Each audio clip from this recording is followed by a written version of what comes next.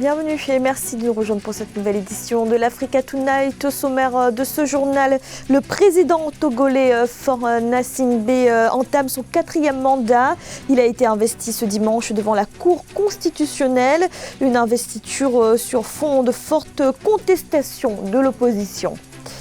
L'Algérie exclut tout recours au Fonds monétaire international. Le chef de l'État Abdelmajid Tebboune s'est dit complètement défavorable à cette option, et ce malgré la chute des cours du pétrole aggravée par la pandémie de coronavirus. Et les craintes d'une dévaluation du franc CFA en zone CEMAC, les réserves de change de la sous-région ont fortement chuté. Pour la Banque des États de l'Afrique centrale, il s'agit d'une menace sur la stabilité extérieure de la monnaie. Mais tout d'abord, le ministre nigérien du Travail, Mohamed Ben Omar, est décédé ce dimanche. Il avait 55 ans. Les causes du décès n'ont pour l'instant pas été divulguées. Mohamed Ben Omar était à la tête du Parti social-démocrate, formation qu'il avait formée en 2015 et allié de la mouvance présidentielle. Dans un tweet, le président nigérien Mahamadou Issoufou s'est dit ému à l'annonce de son décès. Au Togo, le président Faure Gnassingbé est investi pour un 4e mandat. Le chef de l'État a prêté serment ce dimanche devant la Cour constitutionnelle. Une cérémonie sobre et sans la présence d'autres chefs d'État en raison de la pandémie de coronavirus. Le président Faure Gnassingbé avait été réélu le 22 février dernier avec 70,78% des suffrages. Achille Duprat et Nelly Claude Bessa. Début officiel du 4e mandat du président Faure Gnassingbé. Réélu le 22 février 2020, le président togolais a été investi à l'occasion d'une cérémonie ce dimanche 3 mai, une cérémonie bien sobre, en cause la présence du Covid-19 dans le pays. C'est donc devant un parterre de présidents d'institutions, de membres du gouvernement et de diplomates que ce dernier a prêté serment. Devant Dieu et devant le peuple togolais, seul détenteur de la souveraineté populaire, nous, Faure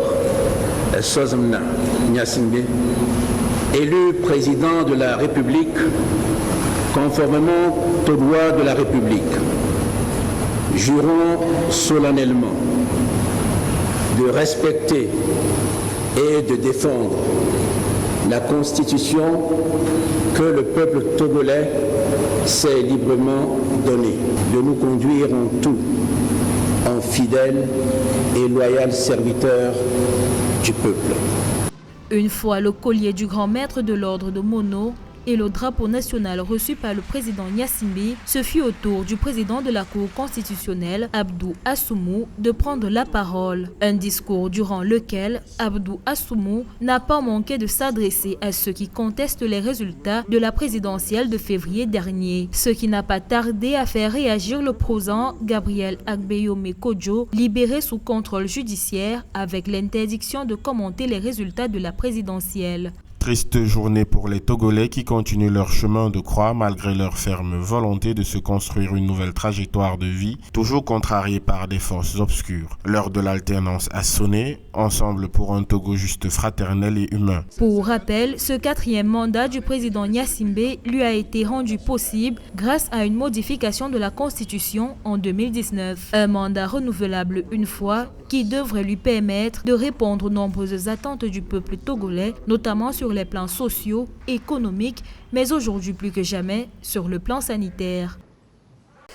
Pas de recours au Fonds monétaire international. Le président algérien Abdelmajid Tebboune a affirmé que l'endettement porterait atteinte à la souveraineté nationale et que le gouvernement privilégiait le recours à l'emprunt auprès de ses citoyens. L'Algérie, très dépendante de la rente pétrolière, fait face à la chute des cours du pétrole aggravée par la pandémie de coronavirus. Kamesh Katapoulé et Amanadji. L'Algérie n'aura pas recours à des prêts du Fonds monétaire international. C'est ce qu'a affirmé le président algérien Abdelmadjid Tebboune ce vendredi 1er mai. Malgré la chute des cours du pétrole en raison de la crise sanitaire, la stabilité financière du pays se retrouve menacée. Pour autant, le chef de l'État refuse de faire appel à un endettement extérieur qui, selon lui, porte atteinte à la souveraineté nationale. Je préfère emprunter auprès des Algériens que d'aller vers le FMI ou d'autres banques étrangères. Lorsque nous empruntons auprès de banques étrangères, on ne peut parler ni de la Palestine, ni du Sahara occidental. Dépendante de la rente pétrolière, l'Algérie pourrait ainsi entrer en récession d'ici l'année 2020 avec un taux de croissance estimé à moins 5,2% selon le FMI. Pour pallier cette chute vertigineuse, le chef de l'État algérien mise sur l'économie informelle. Une économie qui, selon lui, rapporte entre 6 000 et 10 000 milliards de dinars. Il se refuse de recourir à l'endettement extérieur, qui est une forme d'esclavage. Lorsque les pays s'endettent, ils se mettent la corde au cou, ils ne sont jamais libres d'affecter leurs ressources au développement de leurs pays respectifs. C'est le problème. Eu égard notamment au niveau élevé du PIB algérien, il est possible pour l'Algérie de recourir à l'emprunt intérieur pour financer des projets de diversification de l'économie algérienne. Le seigneuriage d'une part et l'endettement intérieur ou le recours à l'épargne intérieure d'autre part raffermit la souveraineté et l'indépendance du pays et assure effectivement l'intégration économique dans le sens voulu pour le développement d'un pays déjà émergent qu'est l'Algérie. Dans son discours, le président Abdelmadjid Tebboune a également annoncé avoir reçu des offres de prêt de la part des pays amis, des propositions qu'il a pour le moment déclinées.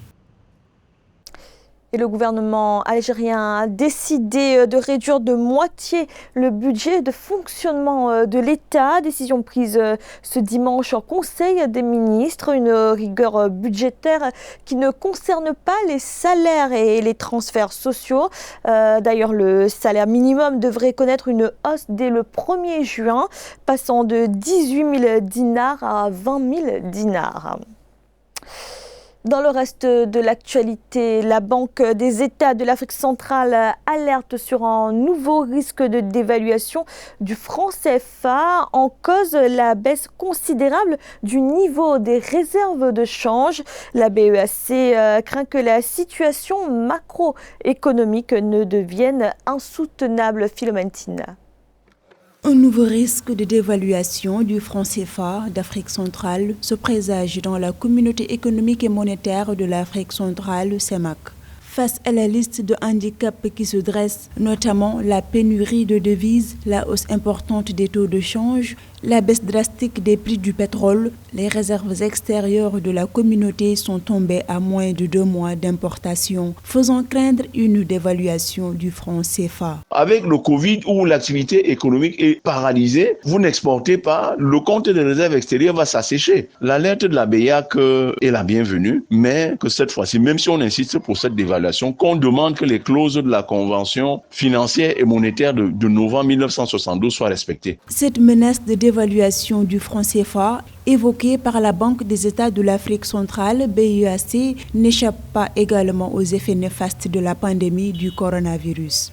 La sous-région aura du mal à juguler la baisse du cours moyen du baril de pétrole, principal produit d'exportation de la CEMAC, à $20 en 2020. La convention de coopération entre la République française et les États de la CEMAC est claire là-dessus dans l'une de ses dispositions. Si vous avez autour de 3 mois d'importation, le cas de figure de dévaluation n'était qu'une hypothèse. La deuxième hypothèse, c'était que le compte de réserve extérieure soit renfloué par la France. Donc que la France mette de l'argent dans ce compte de réserve extérieure à l'effet de ce que ça monte peut-être à 8 mois d'importation. La BEAC prévoit une récession de l'économie de la CEMAC à moins 4,9% pour l'année en cours. Une situation macroéconomique qui pourrait être insoutenable pour la zone si les pays ne luttent pas efficacement contre le coronavirus pour en limiter les conséquences économiques et financières.